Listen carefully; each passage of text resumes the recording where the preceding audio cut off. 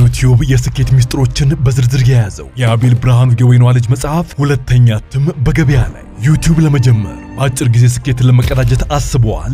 ዩቲዩብ ብጀምር ስንት ብር አገኘሁም ብሎ አስበዋል? እንግዲያውስ በዩቲዩብ 2 የወርቅ 3 የብር ሽልማቶችን ያገኘው የአቤል ብርሃኑ የወይኗ ልጅ የዩቲዩብ ሚስጥሮች መጽሐፍ በዝርዝር ሁሉንም ያብራራሉታል። ዛሬውኑ ገዝተው ህልሞን እውን የሚያደርጉበትን የዩቲዩብ የስኬት መንገድ ይጀምሩ። በሀገር ቤት አከፋፋይ አዲስ አበባ ሜክሲኮ ኮሜርስ መጽሐፍት መደብር። በውጭ ሀገራት ለምትገኙ ከአማዞን ላይ ብታዙ በቀናት ውስጥ ደጁ ይደርሳል። የአማዞን ሊንኩን እዚህ ቪዲዮ ኮሜንት ላይ ያገኙታል። የዩቲዩብ ሚስጥሮች፣ ዘመኑ ጋር ተፈላጊ መጽሐፍ።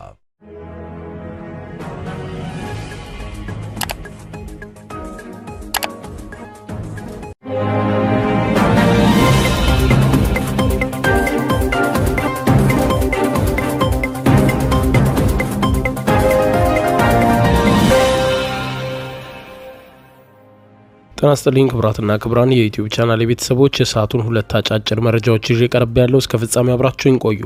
ክቡራን አድማጮች፣ በዚህ ሰዓት የመረጃ ጊዜ ከምታደምጧቸው መረጃዎች መካከል በቀዳሚነት ወደ እናንተ የሚደርሰው በትናንትናው ዕለት ምርጫ ቦርድ ህወሓትን መሰረዙን መናገሩ ይታወቃል።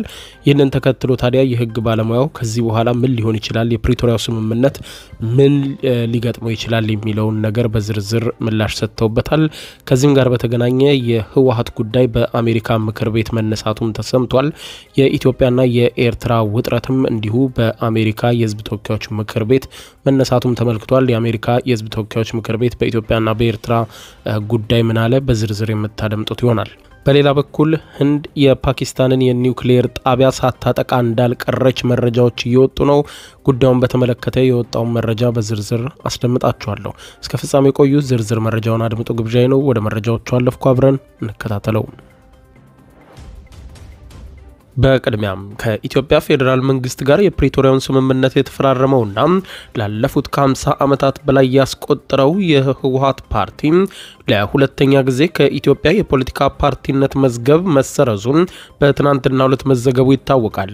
የኢትዮጵያ ብሔራዊ ምርጫ ቦርድ ባለፉት 50 ዓመታት በኢትዮጵያ ፖለቲካ ምህዳር ውስጥ ዋነኛ ተሳታፊ ነበር የተባለውን ህዝባዊ ወያኔ ሓርነት ትግራይ ህወሓት የተሰኘውን ፓርቲ ከፖለቲካ ፓርቲነት መሰረዙን በትናንትናው ዕለት ማስታወቁ የሚታወስ ሲሆን ይህንን ተከትሎ ታዲያ ህወሓት ከፌዴራል መንግስቱ ጋር የፈረመው የፕሪቶሪያው ስምምነት እጣ ፈንታው ምን ሊሆን ይችላል የሚል አጣብቂኝ ጥያቄ መፈጠሩ ሲገለጽ፣ በጉዳዩ ላይ አስተያየታቸውን የሰጡ የህግ ባለሙያና ጠበቃ የሆኑት አቶ አበራ ንጉሱ ለሪፖርተር ጋዜጣ ሲናገሩ ስምምነቱ ህወሓት ብቻውን የፈረመው ባለመሆኑ የስምምነቱ ተፈጻሚነት ከህወሓት ውጪ በተለይም በትግራይ ጊዜያዊ አስተዳደር በኩል እንደሚቀጥል ጠቅሰው በምርጫ ቦርድ ውሳኔ ምክንያት የፕሪቶሪያው ስምምነት ፈርሷል የሚያስብል የህግ አግባብ አለመኖሩን በማንሳት በጦርነቱ ብዙ አካላት መሳተፋቸውን ጠቅሰው በተለይም ደግሞ የጦርነቱ አካል ተደርጎ የተፈረመው ስምምነት ህወሓትን ብቻ ያደረገው አለመሆኑን በማንሳት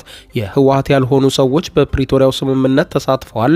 ለዚህም ምክንያት አንዱ የጦርነት አይነት ህወሓትን ብቻ የሚሳተፍበት ስላልሆነ ነገር ግን ሌሎችም ኃይሎች ያሉበት ህዝባዊ ቅርጽ የነበረውና የብዙ ኃይሎች ተሳትፎ የነበረበት በመሆኑ ህወሓት እንደ አንድ ፈራሚ ሲሄድ ህወሓትን የማይወክሉ ሌላው የማህበረሰብ ክፍልና ጦርነቱ ተሳታፊ የነበሩ ፓርቲዎችና ሌሎችም ኃይሎች እንዲሁም ወታደሮችን የሚወክሉ ኃይሎችም በስምምነቱ ላይ በወቅቱ ተሳትፎ ነበር ሲሉ ገልጸው አክለውም በስምምነቱ ማግስት ህወሓት ሲወጣ ወይም በፕሪቶሪያው ስምምነት የተለያዩ አካላቶችም ወክለው የተገኙ ሲሆን ስምምነቱ ፈርሷል ማለት አይደለም በማለት ገልጸው ያ ማለት እንቅፋት አይገጥመውም ማለት አይደለም ሲሉ በተለይም ህወሓት እንደ አንድ ትልቅ የጦርነቱ ተሳታፊ እንደነበረና እንደ ጦርነቱ መሪ የፕሪቶሪያውን ስምምነት በማስፈጸም ሂደት የራሱ ችግር ቢኖረውም በህግ አግባብ ግን ህወሓት ከፈራሚዎቹ መካከል ስለነበረ አሁን ላይ ስለተሰረዘ ስምምነቱ ፈርሷል የሚያስብል የህግ ውጤት የለውም በማለት ለሪፖርተር ጋዜጣ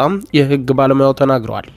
ይህ ማለት የፕሪቶሪያው ስምምነት ከህወሓት መሰረዝ በኋላ እንደሚቀጥል ገልጸው ባለሙያው ሲገልጹ በስምምነቱ መሰረትም ህወሓትም ሌሎችም አካላት የትግራይን ህዝብ ወክለው በጦርነቱ ነበርን ብለው የተፈረመ እንደመሆኑና የፕሪቶሪያው ስምምነት የህዝቡን ፍላጎት ማዕከል አድርጎ የተፈረመ በመሆኑ ተወካዮች ነን የሚሉ ሌሎች አካላትም ስላኮረፉ ወይም ስለወጡ የወካዮቻቸው ወይም የትግራይን ህዝብ ፍላጎትና ደህንነት በሚጻረር መልኩ ፕሪቶሪያው ይፈርሳል ማለት አይደለም ያሉ ሲሆን ስምምነቱ ይቀጥልልኝ ብሎ የትግራይ ህዝብ እስከፈለገው ድረስ ተወክለው የፈረሙ አካላት አንዱ ተወካይ የሆነው ህወሓት ስለተሰረዘ ወይም ስለሌለ ህወሓት ስምምነቱ ይፈርሳል ማለት አይደለም ሲሉ ያሳረፉት የውክልና እንጂ እንዲህ የባለቤትነት አይደለም።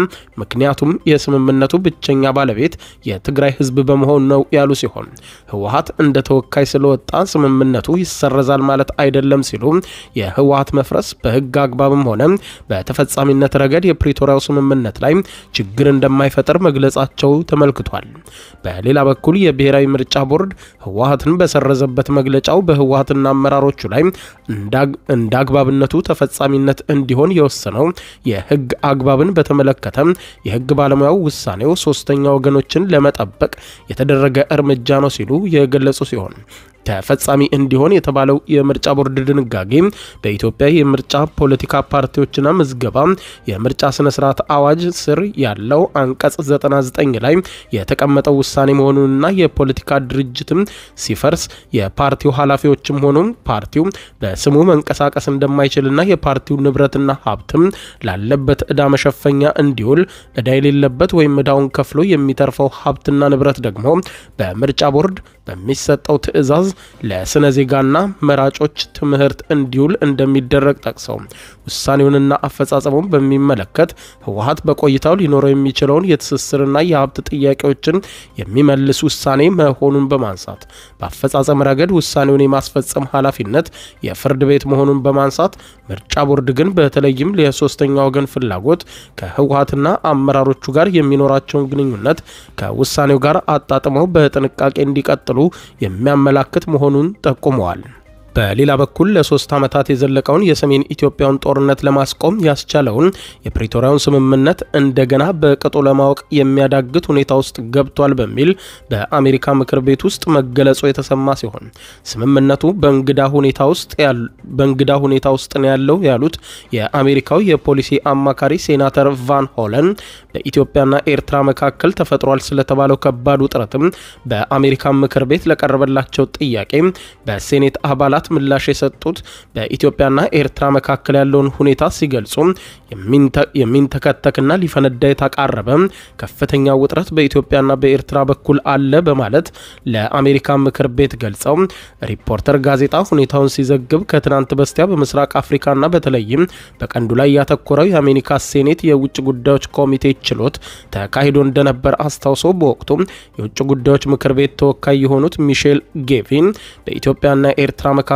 ያለውን የሰላም ሁኔታ ከባድ አደጋ ላይ መሆኑን በማንሳት ለዚህም በምክንያትነት ያስቀመጡት የስምምነቱ ጎዶሎ አፈጻጸም ሲሆን ስምምነቱ ግራ አጋቢና ያልተጨበጠ እንደሆነ በመግለጽ አሜሪካ ይህንን እየተጋጋለ ያለውን የኢትዮጵያና ኤርትራን ውጥረት ለመቀልበስ ምን አይነት ተጨባጭ እርምጃ መውሰድ አለባት የሚለውን ጥያቄ በአሜሪካ ምክር ቤት መነሳቱን ተከትሎ ቀደም ብለው ሲነሱ የነበሩ ስጋቶችም መኖራቸውን ጠቅሰው በዋናነት የሰላም ስምምነቱ በጣሰ መልኩ ኤርትራ አሁንም በኢትዮጵያ የትግራይ ክልል ግዛት ውስጥ የመገኘቷ ጉዳይ አሳሳቢ መሆኑን እሳቸውን ጨምሮ የሃርሰን ኢንስቲትዩት ተወካይ ጆሹዋ ሜሴርቤ ስምምነቱ ሙሉ በሙሉ እንዲፈጸም ዓለም አቀፍ ጫና በኤርትራ ላይ እንዲደረግ መጠየቃቸውን አስታውቀዋል። ከዚህ ጋር በተያያዘ ሁሉም አካላት የተስማሙበትን ጉዳይ አለመፈጸሙ ግራ አጋቢና አጣብቂኝ ውስጥ ያለ መሆኑን የሚያሳይ መሆኑ የተገለጸ ሲሆን በተጨማሪም የአፍሪካ ህብረት እንደ ረዳት ተቋም በጉዳዩ ላይ በይበልጥ ጣልቃ እንዲገባ የተጠየቀ ቢሆንም የፕሪቶሪያውን ስምምነት አፈጻጸም በሚመለከት በህወሓት በኩል ተደጋጋሚ ቅሬታዎች ሲቀርቡ መቆየታቸው የሚታወስ ነው። በሌላ ዜና በህንድና ፓኪስታን መካከል በቀጠለው ግጭት ህንድ የፓኪስታንን የኒውክሌር ጣቢያ ሳትመታው እንዳልቀረች ተሰማ። በሳርጎዳ በሚገኘውና ኪራና ተራራ አካባቢ ከ5 ቀናት በፊት ተፈጽሞ በነበረው ጥቃትን ተከትሎ በተለይም በኪራና አካባቢ ከፍተኛ ፍንዳታ ሲሰማ እንደነበር ያስታወሰው የፈርስት ፖስት ትንታኔ በዘገባው የኪራናማ ተራራ አካባቢ በተለይም ደግሞ የፓኪስታን የኒውክሌር የጦር መሳሪያ ክምችት የሚገኝበት እንደሆነ መገለጹን ተከትሎ ህንድ በፓኪስታን የኒውክሌር ጣቢያ መሰረተ ልማት ላይ ጥቃት ፈጽማለች በሚል የሚሰራጩ መረጃዎች መውጣት መጀመራቸው መጀመራቸውን ጠቅሶ ይሁንና በህንድ በኩል የህንድ ወታደራዊ አዛዥ ጥቃቱን በሚመለከት ለቀረበላቸው ጥያቄ እስካሁን የፓኪስታንን የኒውክሌር መሰረተ ልማት አውድመናል ወይም ጥቃት ፈጽመናል የሚል መግለጫ አልሰጠንም፣ ይህንንም አላደረግንም፣ ስለዚህ ጉዳይም የምናውቀው ነገር የለም ሲሉ ማስተባበላቸውን አስታውሷል። ይህንን መረጃ ተከትሎም የአሜሪካ ውጭ ጉዳይ ሚኒስትር ሁኔታ የሚመለከታቸውን ባለሙያዎች በፍጥነት ወደ ፓኪስታን በመላክ የኒውክሌር ጨረራ ሁኔታን በፓኪስታን ውስጥ እንዲከታተሉ ለማድረግ እየተንቀሳቀሰ እንደሆነ ተሰምቷል። አንድ የግብፅ አውሮፕላን ደግሞ በፓኪስታን ሰሜን ሳርጎዳ አካባቢ ማረፉን የህንድ የደህንነት ቢሮ ያስታወቀ ሲሆን የኒውክሌር ጨረራን ለመቆጣጠር የሚያስችል ቦረን የተሰኘ ኬሚካልን ይዞ ወደ ፓኪስታን መግባቱን የጠቆመው ዘገባው በህንድ በኩል ግን የኒውክሌር የጦር መሳሪያን ለማስፈራሪያነት መጠቀም እንደማያስፈልግና በየትኛውም ግጭት ውስጥ ቢሆን ህንድ የኒውክሌር ጥቃት የምትፈጽመው የኒውክሌር ጥቃት ከተፈጸመባት ወይም ሊፈጸምባት መሆኑን ካመነች ብቻ መሆኑን ስትገልጽ ፓኪስታንም በተቃራኒው በግጭት ወቅት የትኛውንም የጦር መሳሪያ መጠቀም እቅድ እንዳላት ጠቅሶም እስካሁን ድረስ ከአየር ከመሬት እንዲሁም ከሚሳኤል ላይ መተኮስ ስለሚቻል ሚራጅና ራፊክን ጨምሮ 4 የአየር ላይ ሚሳኤል ወይም ሚራጅ መተኮሻ ጣቢያዎች እንዳሏት እንዲሁም በግጭቱ የኒውክሌር የጦር መሳሪያን እስከ መጠቀም ልትደርስ እንደምትችል ፓኪስታን በግልጽ ማስታወቋን መገናኛ ብዙሃኑ ዘግቧል። ይሁንና ህንድ ከቀናት በፊት ፈጽሟለች የተባለውን የሚሳኤል ጥቃት በሚመለከት የኪራና ተራራ አካባቢ ከህንድ የድንበር አካባቢዎች ጋር የሚዋሰን በመሆኑ ህንድ መሰል ጥቃት በመፈጸም ራሷን አደጋ ውስጥ ልትከት እንደማትችል የጠቆመው ዘገባው እስካሁን ድረስ ህንድ ጥቃት መፈጸሟን የሚያሳይ መረጃ አለመኖሩን ጠቅሶ ውጥረቱ ከኒውክሌር ጦርነት ይልቅ ተራ የሀገራት ግጭት ሊሆን እንደሚችል በማንሳት በሀገራቱ መካከል የተባባሰው ግጭት እንዲበርድ ዓለም አቀፉ ማህበረሰብ የበኩሉን አስተዋጽኦ ማድረግ እንዲቀጥል እየጠየቀ እንደሚገኝ ተመልክቷል። ክቡራን አድማጮች ለሰዓቱ ብታደምጧቸው መልካም ናቸው ያልኳቸው አጫጭር መረጃዎች የሰማችኋቸው ናቸው። ከሰዓታት በኋላ በሌላ መረጃ ተመልሰን እስከምንገናኝ በያለንበት የዓለም ዳር ቸር እንቆይ።